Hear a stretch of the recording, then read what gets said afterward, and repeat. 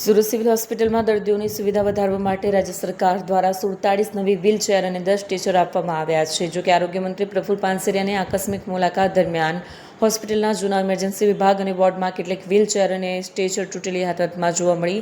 એક વ્હીલચેરનું પૈંડું તૂટેલું હતું, જ્યારે 2 સ્ટ્રેચરના હેન્ડલ ખરાબ થઈ ગયા હતા. મંત્રીએ આ અંગે નારાજગી વ્યક્ત કરતા તાત્કાલિક સમારકામ અને જાળવણીની સૂચના આપી.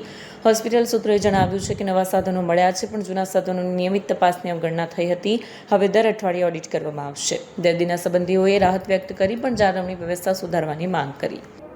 આજરોજ તબીબી અધિક્ષક doctor Parulben Vadgama, RMO doctor Ketanbhai નાયકની ઉપસ્થિતિમાં 47 જેટલા વ્હીલચેર અને 10 ગાદીવાળા સ્ટ્રેચર જે ઓક્સિજન સાથે વિવિધ વોર્ડ અને તાત્કાલિક વિભાગમાં આપવામાં આવ્યા.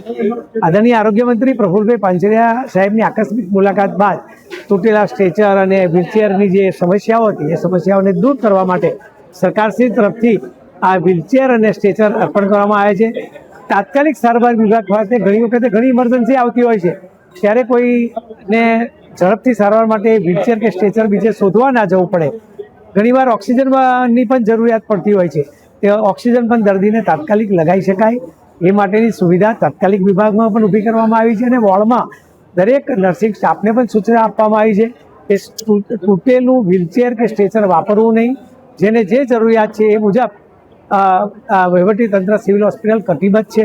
તેથી આવનાર દિવસોમાં દર્દીને વ્હીલચેર કે સ્ટ્રેચર વગર તકલીફ નહીં પડે અને સરળતાથી તાત્કાલિક વિભાગમાંથી ત્વરિત સારવાર માટે એ તાત્કાલિક વિભાગમાં લઈ જવામાં આવશે.